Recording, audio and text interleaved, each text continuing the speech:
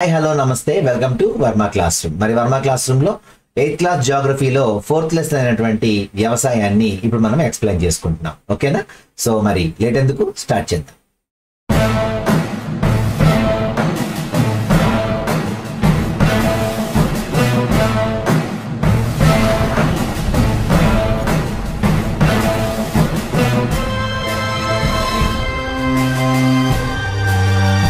వ్యవసాయం, అగ్రికల్చర్. మరి ఇందులో మనం ఇంపార్టెంట్ బిట్స్ చూసుకుంటే ఫస్ట్ ఇక్కడ మనకి మెయిన్ గా చెప్పేటువంటి అంశం ఏంటి అంటే అసలు ఎన్ని రకాల కార్యకలాపాలు ఉంటాయి అనేటువంటిది ఇక్కడ మనకు ఫస్ట్ ఇక్కడ ఇవ్వడం జరిగింది. ఒకసారి దీని అబ్జర్వ్ చేయండి.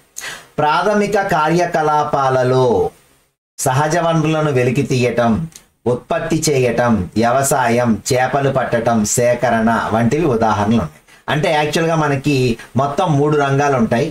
సో అందులో ఒకటి ప్రాథమిక రంగం. ఏంటంటే ఒకటి ప్రాథమిక రంగం, రెండో రంగం పేరు ద్వితీయ రంగం, మరి మూడో రంగం ఏంటి తృతీయ రంగం.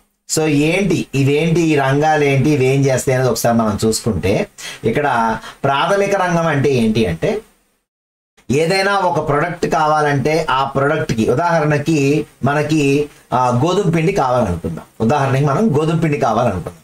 సో గోధుమలు ఎవరు పండిస్తారో ఆ గోధుమలు పండించే విధానం, దాన్ని తీయటం, ఆ తర్వాత ఇదంతా కూడా దేని కిందకి వస్తుంది అంటే ప్రాథమిక రంగంలోకి వస్తుంది. ఓకేనా? అంటే గోధుమలకి సంబంధించి మనం ఇక్కడ ఒక ఉదాహరణ తీసుకుంటే గోధుమలు పండించటం ఇదంతా కూడా ఏమవుతుంది ఫస్ట్ కార్యకలాపం అవుతుంది, అంటే ప్రాథమిక కార్యకలాపం అవుతుంది. ఓకేనా?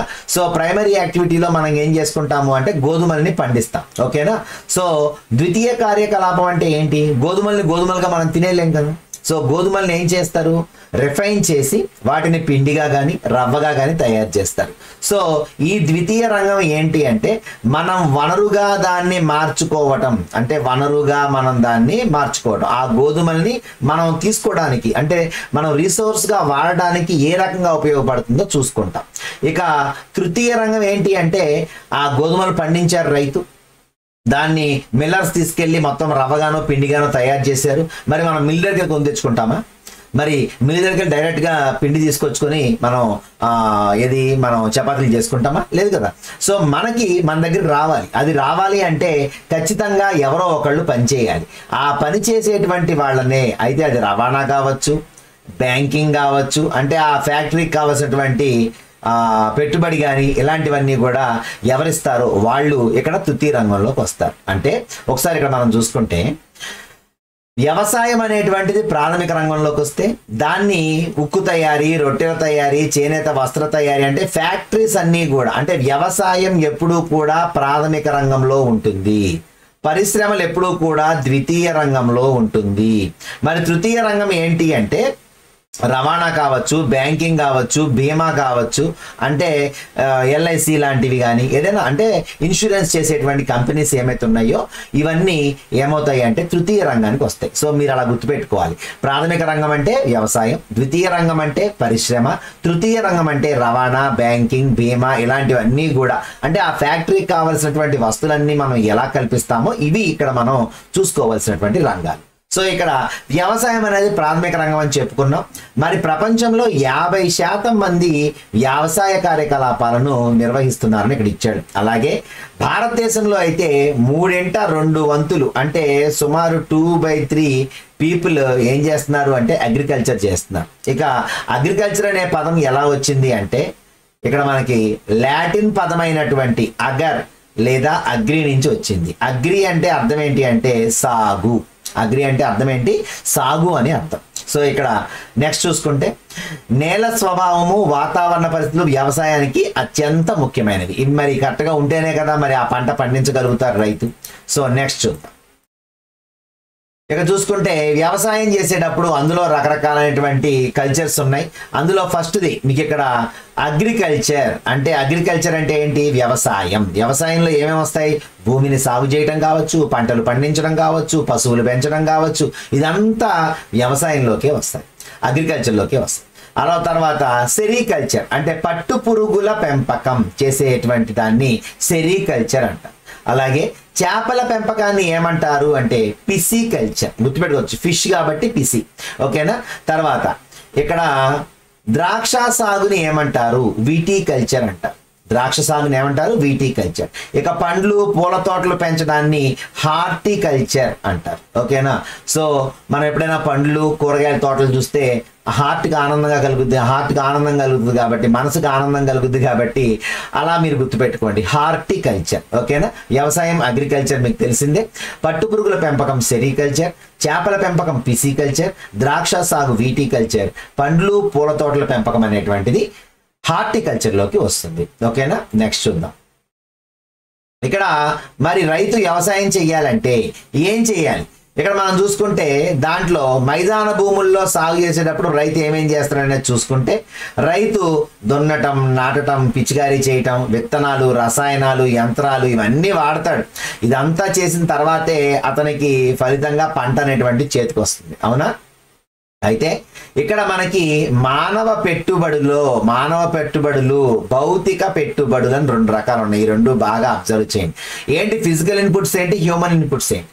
ఇక్కడ ఫిజికల్ ఇన్పుట్స్ అంటే మనకి సహజ సిద్ధంగా అవి దొరకాలి. సూర్యరశ్మి మనం అడిగితే వచ్చేది కాదు, వర్షపాతం, అలాగే నేల, అలాగే వాలుతలం, అలాగే ఉష్ణోగ్రత, ఇవన్నీ కూడా కరెక్ట్గా ఉంటేనే ఆ రైతు వ్యవసాయాన్ని కరెక్ట్గా చేయగలుగుతాడు. కాబట్టి వీటిని ఏమంటారు?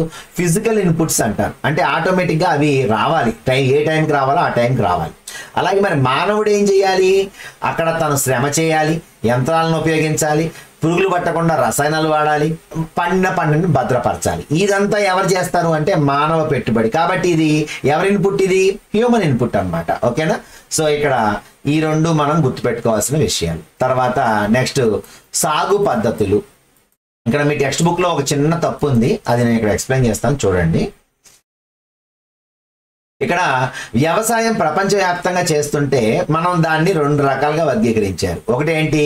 జీవనాధార వ్యవసాయం, రెండు వాణిజ్య వ్యవసాయం. జీవనాధార వ్యవసాయం అంటే మన జీవనానికి అది ఆధారంగా ఉంటుంది కాబట్టి దాన్ని జీవనాధార వ్యవసాయం అంటారు. రెండోది ఏంటి? వాణిజ్య వ్యవసాయం. అంటే మన పొట్ట పోసుకోవడానికి పండించుకుంటేనేమో అది జీవనాధార వ్యవసాయం అవుతుంది.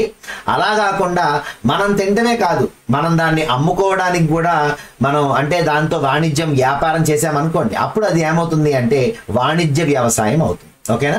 సో దీంట్లో మనం చూసుకుంటే జీవనాధార వ్యవసాయం అనేది రెండు రకాలుగా వర్గీకరించారు. ఇక్కడ చూడండి ఒకసారి, ఏంటది? ఒకటి కేంద్రీకృత జీవనోపాధి అన్నాడు, తప్పు ఇది. ఒకటి కేంద్రీకృత జీవనాధార. ఏంటమ్మా? ఒకటి కేంద్రీకృత జీవనాధార, రెండోది ఆదిమ జీవనాధార. ఏంటమ్మా? ఒకటేంటి అంటే ఒకటి కేంద్రీకృత జీవనాధార, రెండు ఆదిమ జీవనాధార. ఓకేనా? సో ఇక్కడ మనం చూసుకుంటే కేంద్రీకృత జీవనాధార వ్యవసాయంలో ఏం చేస్తాడు ఒకసారి చూడండి. కేంద్రీకృత జీవనాధార వ్యవసాయంలో ఏం చేస్తాడు రైతు?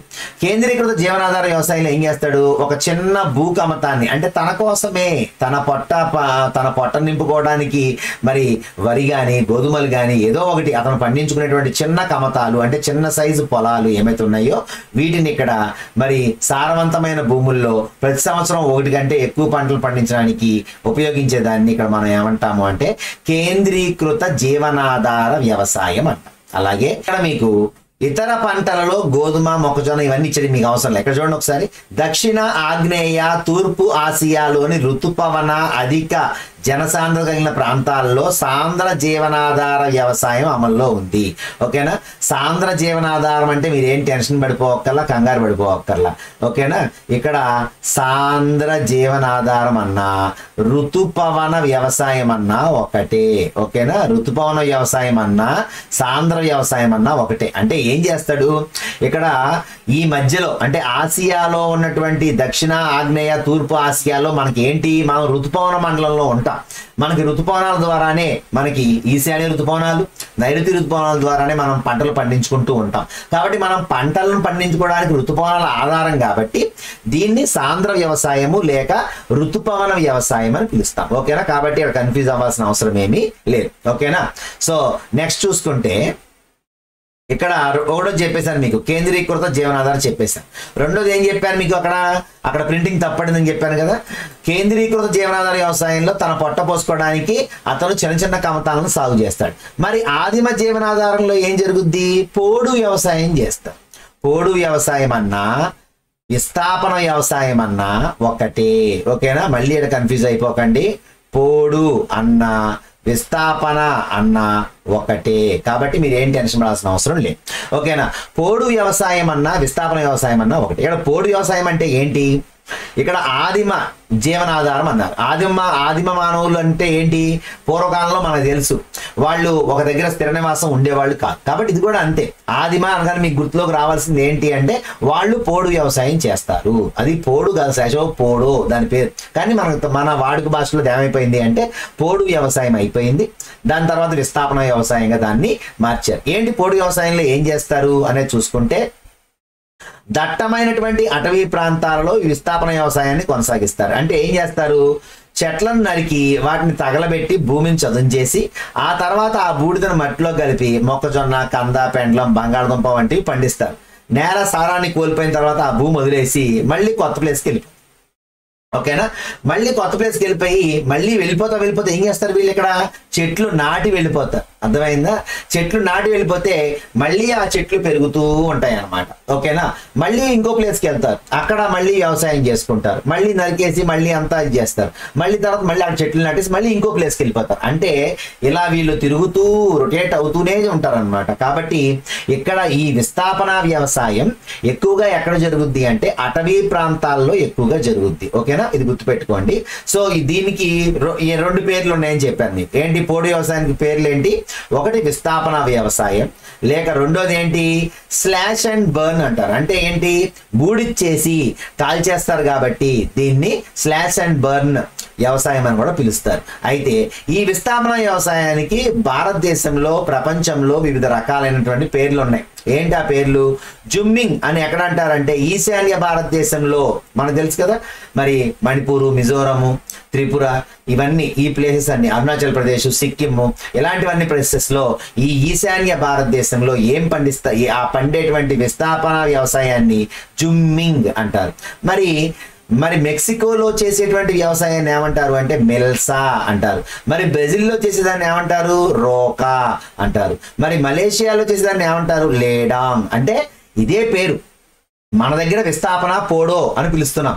మరి ఈశాన్య భారతదేశంలో జుమ్మింగ్ అంటారు, మరి మెక్సికోలో మెల్సా అంటారు, బ్రెజిల్లో రోకా అంటారు, అలాగే మలేషియాలో లేడాంగ్ అని పిలుస్తారు. ఓకేనా, సో ఇవి రెండు రకాలైనటువంటివి. మరి మూడోది ఏంటి అంటే సంచార పశువుల పెంపకం. చెప్పుకున్నాం మనం ఇందాక, పశువుల పెంపకం కూడా వ్యవసాయంలోకే వస్తుంది, అంటే ప్రాథమిక కార్యకలాపంలోకే వస్తుంది.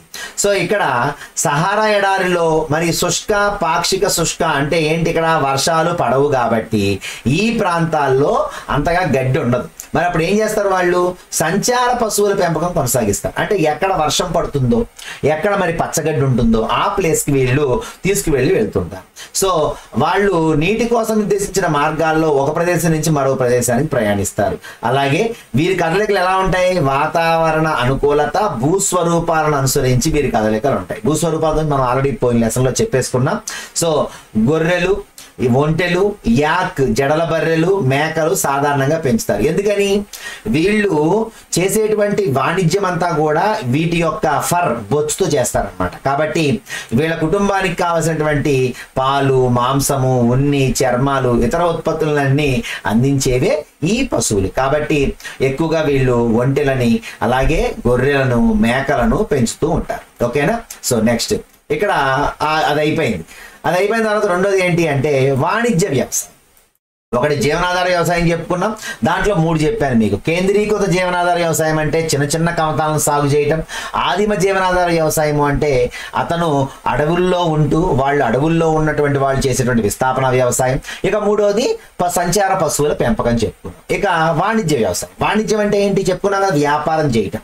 మరి వ్యాపారం చేయడానికి మరి వాళ్ళు ఒకటే పండిస్తే కుదరదు కాబట్టి అనేక రకాలైనటువంటి, అంటే భూస్వరూపాలను బట్టి వేరు ప్రదేశాల్లో వేరు పంటలు పండుతాయి. ఆ పంటలు ఎక్కువ మొత్తంలో పండించడం వలన వాటిని మనం ఎగుమతి దిగుమతులు చేసుకోవటం ద్వారా మరి ఎక్కువ లాభాలను ఆర్జించవచ్చు. కాబట్టి ఇక్కడ మనం చూసుకుంటే కొన్ని వందల హెక్టార్లలో విస్తరించి ఉన్నటువంటివన్నీ చూస్తే మనం ఇక్కడ చూడండి, అతి చల్లగా ఉండే ఇక్కడ శీతాకాలం పంట కాలాన్ని కుదిస్తుంది, ఒక పంట మాత్రమే పండుతుంది అని ఇచ్చాడు. ఇక్కడ ఉత్తర అమెరికా, యూరప్, ఆసియాలోని సమశీతోష్ణ గడ్డి భూముల్లో పండించే ఆహార ధాన్యాలు ఎలా ఉంటాయంట?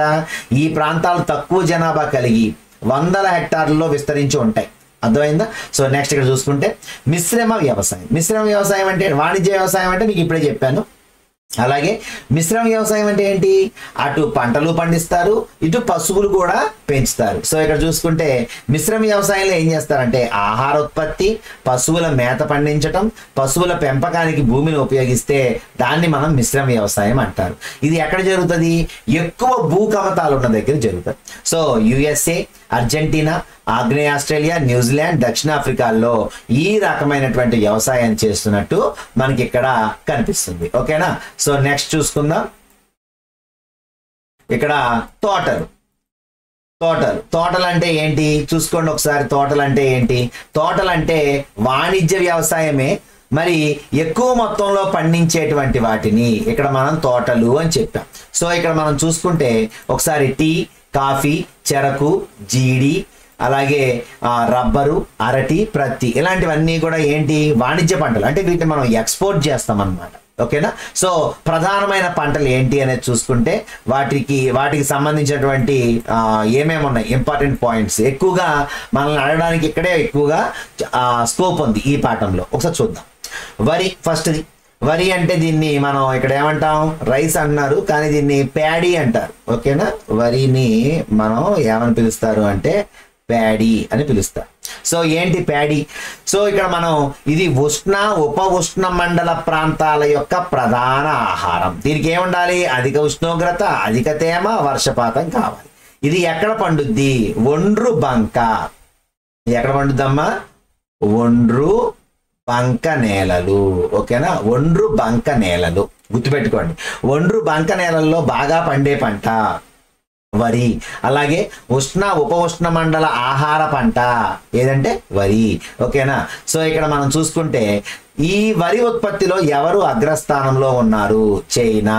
మరి సెకండ్ ప్లేస్ లో భారతదేశం ఉంది. ఇంతవరకే గుర్తుపెట్టుకోండి. ఇక్కడ చాలా ఉన్నాయి. జపాను, శ్రీలంక, ఈజిప్ట్ తర్వాత స్థానాల్లో ఉన్నాయన్నారు, కానీ ఎప్పుడూ ఒకేలా ఉండవు, ఎప్పుడు మారిపోతూ ఉంటాయి అన్నమాట. ఈ టెక్స్ట్ బుక్ రాసే నాటికి అది పరిస్థితి. కానీ ఒక్కొక్కసారి మరి అక్కడ ప్రకృతి విపత్తులు కలగచ్చు, లేదంటే జరిగేటువంటి వాణిజ్య పంటలని మార్చచ్చు వాళ్ళు. అంటే ఎక్కువ లాభం రావట్లేదు అని చెప్పి వేరే వాణిజ్య పంట వేయచ్చు. అప్పుడు అప్ అండ్ డౌన్స్ వస్తూ ఉంటాయి. కాబట్టి ఇక్కడ దీన్ని మనం వరుసగా గుర్తుపెట్టుకోవాల్సిన అవసరం లేదు. కాకపోతే చైనాలో అధిక జనాభా ఉన్నారు, మనకి అలా తెలుసు. అలాగే రెండోది అయితే మన భారతదేశం కూడా త్వరలో క్రాస్ చేసేస్తుందని చెప్తున్నారు. అయితే మనకి ఇంకా జనాభా లెక్కలు జరగలేదు కాబట్టి మనకి ఇంకా అధికారిక లెక్కలు కాదు, అనధికారికంగా చైనాను దాటిపోయింది అనేటువంటి వార్తలు మనకి ఆల్రెడీ చెప్పేస్తున్నారు. ఓకేనా? సో ఇక్కడ మనం చూసుకుంటే వరి ఉత్పత్తిలో చైనా అగ్రస్థానంలో ఉంది, భారతదేశం సెకండ్ ప్లేస్ లో ఉంది. ఓకేనా? ఇక అనుకూల వాతావరణ పరిస్థితులు ఉన్నటువంటి పశ్చిమ బెంగాల్, బంగ్లాదేశ్లో ఇది ఇక్కడ ఇంపార్టెంట్ బిట్. పశ్చిమ బెంగాల్, బంగ్లాదేశ్లో సంవత్సరానికి 2 నుంచి 3 పంటలు పండుతున్నాయి. అర్థమైందా? అంటే మనం ఏం చేస్తాము అంటే పంటకి మధ్యలో ఒక అంతర పంట, అంటే ఒక వాణిజ్య పంట లాంటిది వేస్తాం. అంటే మినుములు కానీ, పెసరలు కానీ అలాంటివి వేస్తాం. సో ఇక్కడ మనం ఏం చేస్తాం? అపరాలు అంటాం వాటిని. అపరాలు అంటే గింజలు అన్నమాట. గింజ ధాన్యాలు లేదంటే వేరే వేస్తూ ఉంటారు. పెసలని, మినుములని వేస్తూ ఉంటారు. ఈ అపరాలు కాకుండా ఓకేనా అక్కడ ఏం చేస్తారు అంటే 3 ధాన్యాలే పండిస్తారు. ఓకేనా? అంటే 3 పంటలు ధాన్యాలే వేస్తారు. కానీ మనం ఏం చేస్తాము అంటే పంటకి మధ్యలో మనం పిల్లి పెసర కానీ మినుములు కానీ వేసి ఆ రొట్టని భూమిలో తొక్కేస్తారు. అంటే అప్పుడు ఏమవుద్ది? కలిపి దున్నేస్తే అది మంచి హ్యూమస్ గా మారిపోయి, ఆ కుళ్ళిపోయి హ్యూమస్ గా మారి ఆ పంట ఏపుగా పెరగడానికి ఉపయోగపడుతుందని వాళ్ళు పంటకి మధ్య గ్యాప్ లో వాళ్ళు ఏం చేస్తారంటే ఏదో ఒక అంతర పంట, అంటే మధ్యలో వేసేటువంటి పంటను సాగు చేస్తారు. ఓకేనా? సో ఇక్కడ మనం చూసుకుంటే నెక్స్ట్ గోధుమకి ఏం కావాలి అంటే సాధారణ మితమైన ఉష్ణోగ్రత. ఇందాక మీరు వరి గుర్తుపెట్టుకుంటే అధిక ఉష్ణోగ్రత అన్నాడు, అధిక తేమ అన్నాడు, వర్షపాతం అన్నాడు. ఇక్కడ చూసుకుంటే మితమైన ఉష్ణోగ్రత, వర్షపాతం కావాలన్నాడు. చూడండి, అందుకనే పంజాబ్ సైడ్ బాగా పండుతుంది. ఎందుకంటే పంజాబ్ ఎక్కడ ఉంది? హిమాలయాలకు దగ్గరగా ఉంది. అంటే అంత ఎక్కువ ఉష్ణోగ్రత అక్కడ ఉండదు. కాబట్టి మితమైన ఉష్ణోగ్రత, సాధారణ వర్షపాతం ఉంటే ఇది బాగా పండుద్ది. అయితే పంట నూర్పిడి సమయంలో మాత్రం ఎక్కువ వేడి కావాలి. పంట నూర్చే టైంలో వేడి కావాలి. లేదనుకోండి గోధుమలు ఏమైపోతాయి? మొలకలు వచ్చేస్తాయి. మన వరి ఎలా మొలకలు వచ్చేస్తుందో సేమ్ అలాగే గోధుమ కూడా మొలకలు వచ్చేస్తాయి. కాబట్టి మరి పంట ఊడ్చే టైంలో, నూర్పిడి సమయంలో ఏం కావాలి అంటే అత్యధిక సూర్యరశ్మి అవసరం అన్నమాట. ఇక ఇది ఎక్కడ పండుద్ది? లోమి నేలలు. లోమి అంటే గుర్తుపెట్టుకోండి, ఇసుకతో కూడిన బంకమట్టి నేల. ఇందాక వరి ఎక్కడ చెప్పుకున్నాం? ఒండ్రు బంక నేలలు. ఓకేనా? మరి అలా ఇక్కడ చూసుకుంటే లోమి నేలలు, ఇసుకతో కూడిన బంకమట్టి నేలల్లో, ఇసుకతో కూడినటువంటి బంకమట్టి నేలల్లో ఏం పండుతుందమ్మా? గోధుమ. సో ఇక్కడ చూసుకుంటే మరి అన్ని చోట్ల బాగా పండిస్తారు. అయితే ఇక్కడ అడిగే బిట్ ఏంటంటే భారతదేశంలో గోధుమని ఏ కాలంలో పండిస్తారు? శీతాకాలంలో పండిస్తారు. చెప్పుకున్నాం ఆల్రెడీ మనం. ఏమని? వర్షం రాకూడదు, అలాగే ఎక్కువ వర్షపాతం ఉండకూడదు, అయిపోయే టైంకి ఎండ ఎక్కువగా ఉండాలి అని చెప్పుకున్నాం. ఓకేనా? శీతాకాలం అయిన వెంటనే ఏ కాలం వస్తుంది?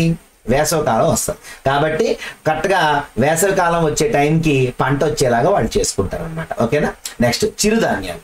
చిరుధాన్యాలకి ఇంకొక పేరు ఏంటి అంటే ముతక ధాన్యాలు. ఇప్పుడు ఏమంటున్నారు? వీటిని సిరిధాన్యాలు అని పిలుస్తున్నారు. అవునా? సో ఇక్కడ ఇవి తక్కువ సారవంతమైన ఇసుక నేలలో వీటిని పండించవచ్చు. వీటికి తక్కువ వర్షపాతం, అధికం నుంచి మధ్యస్థ ఉష్ణోగ్రతను తట్టుకునే పంటలు. ఇవి ఎక్కడైనా పండుతాయి, ఏ నేలలో అయినా సరే. మరి కొంచెం సారం ఉంటే చాలు ఈ పంటలు అక్కడ పండేటువంటి అవకాశం ఉంది. కాబట్టి ఇసుక నేలల్లో ఎక్కువగా పండించేవి ఏవి అంటే మనం చెప్పుకునేటువంటి ఈ చిరుధాన్యాలు, జొన్నలు, రాగులు, సజ్జలు, అరిగెలు, ఇలాంటివన్నీ కూడా ఇక్కడ మనకి ముతక ధాన్యాలు లేక చిరుధాన్యాలు అని పిలుస్తాం. ఓకేనా? నెక్స్ట్ చూడండి. ఇక మొక్కజొన్నకి ఏం కావాలి? మొక్కజొన్నకి మధ్యస్థ ఉష్ణోగ్రత, వర్షపాతం, ఎక్కువ సూర్యరశ్మి. అందుకనే మన దగ్గర మొక్కజొన్న బాగా పండుద్ది. ఎందుకని? మనకి మన సీజన్లో, మంచి సీజన్లో అంటే వర్షాకాలానికి ముందు కొంచెం ఎండ బాగా తగ్గుద్ది అనమాట. సో అప్పుడు ఆ మధ్యస్థ ఉష్ణోగ్రత, అలాగే వర్షపాతం, ఎక్కువ సూర్యరశ్మి అవసరం. సో ఎండాకాలానికి ముందు అంటే ఎండాకాలం అయిపోయే టైంకి మనకి, అందుకనే వర్షం పడే టైంలో మనకు అన్ని మొక్కజొన్న వచ్చేస్తాయి. ఎందుకని? వేసవికాలంలో ఎక్కువ సూర్యరశ్మి అవసరం కాబట్టి వేసవికాలంలో మంచిగా పంట పండేస్తుంది. సో మరి ఇక్కడ అయితే దీనికి ఏం కావాలి అని అడుగుతున్నారు. ఇక్కడ నీటి పారుదల కలిగిన సారవంతమైన నేలలు కావాలి. అర్థమైందా? ఎందుకని? గింజ నీరు పోసుకోవాలి. దాంట్లో ఉండే గింజ నీరు పోసుకోవాలంటే వీటికి ఎప్పుడు నీటి పారుదల ఉండాలి, నేలలు సారవంతమైన నేలలు కావాలి. కాబట్టి వీటికి గుర్తుపెట్టుకోండి, ఎక్కువ సూర్యరశ్మి ఉండాలి, అలాగే వర్షపాతం ఉండాలి, నీటి పారుదల ఉండాలి, అలాగే సారవంతమైన నేలలు కలిగి ఉండాలి. సో ఇక్కడ మనకి ఈ పంట అనేటువంటిది ఉత్తర అమెరికా, బ్రెజిల్, ఈ దేశాలు అవసరం లేదు. ఎందుకంటే అన్ని దేశాలు ఉన్నప్పుడు అడగడం, ఏదో ఒక దేశం ఉంటే మాత్రం ఖచ్చితంగా అడుగుతాం. సో నెక్స్ట్ ప్రత్తికి అధిక ఉష్ణోగ్రత, తేలికపాటి వర్షపాతం, 210 మంచు కురవని రోజులు. గుర్తుపెట్టుకోండి, 210 అని వచ్చిందంటే మీ ఆన్సర్ ఏది? ప్రత్తి అని గుర్తుపెట్టుకోండి. ఓకేనా? సో ప్రత్తికి 210 మంచు కురవని రోజులు కావాలి. మంచు కురిసింది అంటే ఆ పైన ఉన్నటువంటి బోల్ అంటాం దాన్ని. ఓకేనా? ఆ బోల్ రాలిపోద్ది అనమాట. అదే అసలు మెయిన్ ఆ కాయ అంటాం. బోల్ అంటే కాయ అనమాట. ప్రతి కాయని బోల్ అంటాం. సో ఈ బోల్ అనేటువంటిది రాలిపోద్ది. చిన్న వయసులో ఉన్నప్పుడు దానికి ఎక్కువ మంచు తగిలితే అది రాలిపోద్ది అనమాట. అది రాలిపోతే దిగుబడి రాదు. కాబట్టి 210 మంచు కురవని రోజులు అవసరం అవుతాయి. ఎక్కువగా ఎక్కడ పండుద్ది? ఇది నల్లరేగడి ఒండ్రు నేలల్లో పెరుగుద్ది. నల్లరేగడి ఒండ్రు నేల మీరు బాగా గుర్తుపెట్టుకోవాలి. ఇందాక నుంచి మీకు అన్ని నేలలన్నీ చెప్పుకుంటూ వస్తున్నా. వరి ఎక్కడ పండుద్ది, అలాగే మనకి ఇందా చెప్పుకున్న మొక్కజొన్న, అలాగే దానికి ముందు చెప్పుకున్నటువంటి చిరుధాన్యాలు, గోధుమ, ఇలాంటివన్నీ కూడా ఏ నేలల్లో పండుతాయినటువంటి చాలా ఇంపార్టెంట్. ఓకేనా? సో ఇక్కడ మరి నల్లరేగడి ఒండ్రు నేలల్లో బాగా పెరుగుతుంది. అయితే ఇక్కడ భారతదేశం, పాకిస్తాను, బ్రెజిల్ ఇవన్నీ ఇచ్చాడు. అయితే మీకు దీనికి అవసరం లేదు. ఓకేనా? సో వస్త్ర పరిశ్రమకు ప్రత్తి ప్రధాన ముడి సరుకు. ఓకేనా? ప్రత్తి అనేటువంటిది ప్రధానమైనటువంటి ముడి సరుకు. దేనికి? వస్త్ర పరిశ్రమకి. ఓకేనా? ఇక నెక్స్ట్ జనపనారకి ఇంకొక పేరు ఏంటి అంటే గోల్డెన్ ఫైబర్ అంటారు దీన్ని. బంగారు పీచు.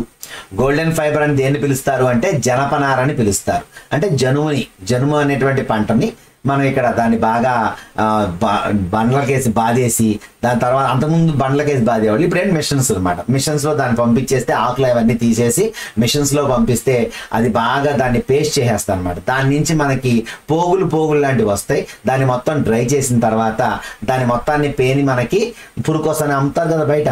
సో సుతిల్తాడు అంటారు, పురుకొస అంటారు. ఈ జనుముతో ఇది మన బియ్యం బస్తాలు ఇవన్నీ కూడా జనపనారతో తయారయ్యేవి. కాబట్టి దీన్ని ఏమంటారు, బంగారు పీచు, గోల్డెన్ ఫైబర్ అని పిలుస్తారు. ఇది ఎక్కడ పెరుగుద్ది అంటే ఒండ్రు మట్టిలో బాగా పెరుగుద్ది. ఎక్కడ పెరుగుద్ది అండి, ఒండ్రు మట్టిలో బాగా పెరుగుద్ది. అధిక ఉష్ణోగ్రత, అధిక వర్షపాతం, తేమ. ఇది మన దగ్గర పండే అన్నిటికీ ఇదే, అధిక ఉష్ణోగ్రత, అధిక వర్షపాతం, తేమ. ఓకేనా. సో నెక్స్ట్, ఇది ఉష్ణమండల పంట చెప్పుకున్నాం కదా ఆల్రెడీ. వరి కూడా సేమ్ ఉష్ణమండల, ఉప ఉష్ణమండల పంట. ఇక భారతదేశం, బంగ్లాదేశ్, ఇది అడుగుతారు. ఎందుకని చూడండి, ఇక్కడ మనకు రెండే ఉన్నాయి. ఇక్కడ భారతదేశం, బంగ్లాదేశ్ జనపనార ఉత్పత్తిలో అగ్రగాములు. ఓకేనా. తర్వాత కాఫీ పంటకు వెచ్చని తడి వాతావరణము, బాగా నీటిపారుదల సౌకర్యం గల లోమి నేల. ఇందాక కూడా అదే వచ్చింది, లోమి నేల. ఇసుకతో కూడిన ఒండ్రు నేల, ఇసుకతో కూడినటువంటి ఒండ్రు నేల అనేటువంటిది అవసరం. అయితే దీనికి ఖచ్చితంగా ఏముండాలి, కొండవాలు ప్రాంతాల్లో మాత్రమే. నీరు ఎప్పుడు కూడా నిలవ ఉండకూడదు, నీళ్ళు ఎప్పుడు జారిపోతూ ఉండాలన్నమాట. కాఫీకి కానీ తేయాకు కానీ ఎప్పుడూ కూడా ఎక్కడ పండిస్తారు అంటే మీకు తెలుసు, మీ అందరికీ ఆల్రెడీ చూసే ఉంటారు. కాఫీ తోటలు, టీ తోటలు చూసినప్పుడు మీరు అవన్నీ కూడా కొండ వాలు ప్రాంతాల్లోనే పెరుగుతాయి. ఓకేనా. సో ఇక్కడ మనకి కాఫీ పంటని పండించడంలో ఫస్ట్ ప్లేస్లో ఏది ఉంది అంటే బ్రెజిల్. కాఫీలో నెంబర్ 1 ఏది అంటే బ్రెజిల్ అనమాట. ఓకేనా. ఆ తర్వాత స్థానాల్లో కొలంబియా, భారతదేశం ఉన్నాయి. ఇక తేయాకు కూడా మీకు తెలిసిందే. దీని లేత ఆకుల పెరుగుదలకు ఏడాది పొడవునా చల్లటి వాతావరణం, అది అత్యధిక వర్షపాతం ఉండాలి. అందుకనే ఇవి ఎక్కువ ఎక్కడ కనిపిస్తాయి మనకి తేయాకు, కేరళ, అస్సాం. అక్కడ చూడండి మంచి హిమాలయాలకు దగ్గరగా ఉంటుంది. అలాగే ఇక్కడ కేరళ కింద మీరు చూసుకుంటే కేరళ కూడా ఎక్కువ ఋతుపవనాలు ఎక్కువగా వీస్తూ ఉంటాయి కాబట్టి, అలాగే సముద్ర తీర ప్రాంతంలో ఉంటుంది కాబట్టి ఎక్కువ తేమ ఉంటుంది కాబట్టి ఇక్కడ మనకి చల్లటి వాతావరణం, అత్యధిక వర్షపాతం ఉండేటువంటి ప్రాంతాల్లో ఈ తేయాకుని మనం గమనించవచ్చు. ఓకేనా. రైట్. నెక్స్ట్ ఇక్కడ మనం చూసుకుంటే ఇక్కడ ఈ పంటకు కూడా సేమ్ లోమి నేలే కావాలి. దేనికి, నీటిపారుదల కలిగినటువంటి లోమి నేల తేయాకు కూడా. అయితే ఇక్కడ మరి ఆకులు కోయాలంటే మాత్రం ఎక్కువ మంది శ్రామికులు కావాలి. కెన్యా, భారతదేశం, చైనా, శ్రీలంక ప్రపంచంలో అత్యంత నాణ్యతగా తేయాకును ఉత్పత్తి చేస్తున్నాయి. అంత ఇంపార్టెంట్ బిట్ కాదు. నెక్స్ట్, వ్యవసాయ అభివృద్ధి. వ్యవసాయ అభివృద్ధి అంటే ఏంటి, అగ్రికల్చర్ని మనం డెవలప్ చేయాలంటే ఏమేమి స్టెప్స్ తీసుకుంటే మనకి అది డెవలప్ అవుతుంది అనేటువంటిది ఇక్కడ చూసుకుంటే, చూడండి, వ్యవసాయంలో యాంత్రీకరణ అనేది వ్యవసాయ అభివృద్ధిని సూచించే మరొక అంశం. ఏంటమ్మా, వ్యవసాయంలో యాంత్రీకరణ అంటే యంత్రాలను ఉపయోగించడం అనేటువంటిదే వ్యవసాయ అభివృద్ధికి ఒక అంశంగా చెప్పచ్చు. అలాగే వ్యవసాయ అభివృద్ధి యొక్క అంతిమ లక్ష్యం ఏంటి అని అడుగుతాడు. ఏంటి అంతిమ లక్ష్యం, ఆహార భద్రతను పెంచాలి. అంటే ప్రతి మనిషి ఆహారాన్ని పొందగలిగేటువంటి క్యాపబిలిటీని ఆ దేశం తీసుకోవాలి. కాబట్టి అలా తీసుకోవాలి అంటే దానికి తగిన చర్యలు తీసుకోవాలి. ఎగుమతులు, దిగుమతులు, శాతాలు చూసుకోవాలి. ఎంత విదేశీ మారక ద్రవ్యాన్ని ఆర్జిస్తుందో చూసుకోవాలి. అలాగే ఎంత పంటలు మన దగ్గర పండుతున్నాయో చూసుకోవాలి. ఆ నేలల డెవలప్మెంట్ కోసం ఏం చేయాలో చూసుకోవాలి. కాబట్టి వ్యవసాయ అభివృద్ధిలో అత్యధికమైనటువంటి మార్పు ఏంటి అంటే పంట విస్తీర్ణం పెంచడం, పండించే పంటల సంఖ్య, నీటిపారుదల సౌకర్యాలు, ఎరువుల వాడకం, అది దిగుబడిచ్చే వంగడాలు, ఇవన్నీ కూడా మనకి ఇక్కడ దానికి దారితీస్తాయి. అలాగే వ్యవసాయంలో యాంత్రీకరణ అనేటువంటిది వ్యవసాయ అభివృద్ధిని సూచించేటువంటి అంశంగా చెప్పుకోవచ్చు. వ్యవసాయ అభివృద్ధి యొక్క అంతిమ లక్ష్యం ఏంటి అంటే మాత్రం ఆహార భద్రతని పెంచాలి. సో ఇక్కడ మనం చూసుకుంటే కమతాల్లో చూసుకుంటే భారతదేశంలో అన్ని చిన్న చిన్న కమతాలు ఉంటాయి. చూడండి, ఇక్కడ రైతు పొలం దున్నుతున్నాడు. మరి ఇక్కడ ఘాజీపూర్ అనేటువంటి ఒక చిన్న ఊరు గురించి చెప్పి అక్కడ ఒక వ్యక్తి గురించి, మున్నాలాల్ గురించి మనకి ఇచ్చారు. ఈ మున్నాలాల్ ఏం చేస్తాడంటే ఒక చిన్న రైతు. ఇతను ఏం చేస్తున్నాడు, ఇతను ఎలా పండిస్తున్నాడు అనేటువంటివి ఇక్కడ ఇచ్చారు. ఏంటంట, ఇక్కడ అతను పంటలు పండిస్తాడు. అలాగే అతను పద్ధతుల గురించి ఎలా తెలుసుకుంటాడు అంటే స్నేహితులు, పెద్దలతో పాటు వ్యవసాయ అధికారుల యొక్క సలహాలు తీసుకుంటాడు. దున్నడానికి ఎద్దులను ఉపయోగిస్తాడు. అలాగే ట్రాక్టర్ను ఉపయోగిస్తాడు. చేస్తున్నాడు, గొట్టవి బాగుంది, ఇలాంటివన్నీ. అంటే మన దగ్గర వ్యవసాయం ఎలా ఉంటే అమెరికాలో ఒక వ్యవసాయ క్షేత్రాన్ని చూపించి మనకు మళ్ళీ ఏం చేస్తారంటే రెండింటికి తేడా చూపిస్తాడు. అలాగే ఇక్కడ మధ్యలో మనకు బిట్లు మిస్ అవుతాయి. ఏంటి అంటే ఇక్కడ చూడండి, HYV అనేటువంటిది ఉంది. ఇక్కడ HYV ఏంటి? HYV అంటే హైయెస్ట్ ఈల్డింగ్ వెరైటీస్. అంటే మనం ఇప్పుడు కొత్తగా ఏం చేస్తున్నాము, హైబ్రిడ్ రకాలను సృష్టిస్తున్నాం. ఏంటి హైబ్రిడ్ రకాలు? తక్కువ కాలంలో ఎక్కువ ఫలసాయం ఇస్తాయి, ఎక్కువ కాలం నిల్వ ఉండేటువంటి రకాలు. వీటిని శాస్త్రవేత్తలు మరి అభివృద్ధి చేసి రైతులకు అందిస్తూ ఉంటారు. అంతకుముందు మీరు చూస్తుంటే నీళ్లు తక్కువగా ఉన్న టైంలో శ్రీవరి సాగు మనం చేసాం, అవునా? సో ఈ శ్రీవరి సాగు కూడా మన దగ్గరే సృష్టించబడింది. సో ఇలా మన దేశంలో తయారైనటువంటి ఎన్నో రకాలైనటువంటి వరి వంగడాలని వేరే వేరే దేశాలు అడాప్ట్ చేసుకొని అక్కడ కూడా పంటలు పండిస్తున్నారు. ఓకేనా? సో ఇక్కడ మనం చూసుకుంటే కోఆపరేటివ్ సొసైటీ సభ్యుడు అని ఇచ్చాడు. అతను ఏం చేస్తారంట, కోఆపరేటివ్ వ్యవసాయ సహకార సంఘం ఏం చేస్తుంది, జంతువులకి ఏం మేత వేయాలి, పశువుల ఆరోగ్యం ఎలా చూసుకోవాలి, కృత్రిమ గర్భధారణ గురించి అతను సలహా ఇస్తుంది. అలాగే ఇతనికి విత్తనాలు, పనిముట్ల కొనుగోలు చేయడానికి బ్యాంకు, వ్యవసాయ కోఆపరేటివ్ సొసైటీల నుంచి రుణం తీసుకుంటాడు. అంటే మన దగ్గర జరిగేటువంటిది ఇలా ఉంటే మరి యుఎస్ఏలో ఉన్నటువంటి వ్యవసాయం ఎలా జరుగుతుందో ఇక్కడ చూపించాడు చూడండి. అక్కడ 250 హెక్టార్ల పొలం ఉందంట ఒకరికి. అంటే ఒక సాధారణ రైతు పొలం ఎంత ఉందంట, 250 హెక్టార్లు ఉందంట. అతను ఏమేం పండిస్తాడు, సోయాబీన్, ప్రత్తి, షుగర్ బీట్ ఇలాంటివి పండిస్తాడు. అయితే ఇక్కడ ఏమంటున్నాడు, అయోవా రాష్ట్రంలో దాదాపు 300 హెక్టార్ల భూమిని కలిగి ఉన్నాడంట జోహార్ అనే వ్యక్తి. సో ఇతను ఏం చేస్తున్నాడు చూడండి, అతని పొలంలో ఒక పంట తర్వాత ఇంకో పంట, తన పొలంలో మొక్కజొన్న వేసాడంట. ఇతను ఏం చేస్తున్నాడు, సమయానుకూలంగా నేల నమూనాలు భూసార పరీక్ష కేంద్రానికి పంపించి అతనికి పోషకాలు ఎలా ఉన్నాయో చూసుకొని అతను దాని ప్రకారమే ఎరువులు జల్లుతున్నాడు. అంటే మనకు తెలుసు భూమిలో అత్యంత ముఖ్యమైనటువంటి మూలకాలు ఉండాలి, NPK. ఈ 3 మూలకాలు కరెక్ట్గా ఉంటేనే అక్కడ పంటలు అనేటువంటివి సరిగ్గా పండుతాయి. ఒకవేళ N తక్కువైతే Nని మనం పెంచాలి, P తక్కువైతే Pని పెంచాలి, K తక్కువైతే Kని పెంచాలి. అప్పుడే అక్కడ పంట అనేటువంటిది బాగా పండుతుంది. ఓకేనా? సో ఇక్కడ తన పొలం యొక్క వివరాలను ఉపగ్రహానికి, కంప్యూటర్కి అనుసంధానం చేస్తాడు. అతని పొలం యొక్క ఖచ్చితమైన సమాచారాన్ని ఇస్తుంది. అవసరమైన చోట రసాయనిక ఎరువులు, అలాగే పురుగు మందులు ఇలాంటివి కూడా వాడి అతను మరి వ్యవసాయం చేస్తాడు అంటున్నాడు అనమాట. అంటే అతను పూర్తిగా టెక్నాలజీ మీద ఆధారపడ్డాడు. కానీ మన భారతదేశంలో రైతులు ఇంకా టెక్నాలజీ మీదకి ఇంకా మళ్ళల. సో ఇక్కడ వాళ్ళు ఏం చేస్తారంట, ట్రాక్టర్లు, సీడ్ డ్రిల్స్, విత్తనాలు విత్తే యంత్రాన్ని ఏమంటారు, సీడ్ డ్రిల్ అంటారు. లెవలర్ అంటే మీకు తెలుసు. ఏంటి లెవలర్ అంటే, మొత్తం దున్నేసిన తర్వాత చదును చేసే పరికరాన్ని లెవలర్ అని పిలుస్తారు. అలాగే కంబైన్డ్ హార్వెస్టర్, 2 ఒకేసారి కోత కోయటం అలాగే కోత కోసి ఓ పక్కన వచ్చేస్తూ ఉంటాయి అన్నమాట. దాన్ని మనకి ఏమంటాం, కంబైన్డ్ హార్వెస్టర్ అంటాం. అలాగే థ్రెషర్ అంటే ఏంటి, ఓన్లీ డైరెక్ట్గా అది వెళ్ళిపోతూ ఉంటే ధాన్యం ఒక పక్క నుంచి గొట్టం నుంచి బయటకు వచ్చేస్తూ ఉంటాయి. అంటే డైరెక్ట్గా ఎటువంటి మనిషి సహాయం లేకుండా మరి అన్ని హెక్టార్లను కొయ్యాలంటే ఎవరు కొయ్యగలుగుతారు? మన దగ్గర అంటే చిన్న చిన్న కమతాలు, రైతులకి 5-6 ఎకరాలే ఉంటాయి కాబట్టి వాళ్ళు కోత కోయించుకోగలుగుతారు. కానీ 250 హెక్టార్ల భూమిని మరి రైతు సాగు చేయాలంటే అతను యంత్రాలను ఖచ్చితంగా ఉపయోగించాలనేటువంటిది ఈ పాఠం ద్వారా మనకి ఇక్కడ ఇచ్చారు. ఓకేనా? సో ఇక్కడ మనం చూసుకుంటే దీంట్లో బిట్స్, హార్టికల్చర్ అంటే ఏంటి? హార్టికల్చర్ అంటే మీకు తెలుసు, చెప్పాను ఆల్రెడీ. హార్ట్కి దగ్గరగా ఉండేవి పళ్ళు, కూరగాయలు. ఇక గోల్డెన్ ఫైబర్ అని దేన్ని పిలుస్తారు? తేయాకు, పత్తి, జనపనార. అలాగే కాఫీ ఉత్పత్తి చేసే ప్రముఖ దేశం బ్రెజిల్. ఓకేనా? సో నెక్స్ట్ ఇంకా ఏమైనా బిట్స్ ఉన్నాయని చూద్దాం. ఇక్కడ ఒక చిన్న ఫన్ ఇచ్చాడు, వర్డ్ ఫన్, అది మనకొద్దు. ఇక్కడ చూద్దాం. బాగా సారవంతమైన నీటిపారుదల కలిగినటువంటి నేలలు, మితమైన ఉష్ణోగ్రత, ఎక్కువ సూర్యరశ్మి అవసరమైన పంట. ఏం అవసరం?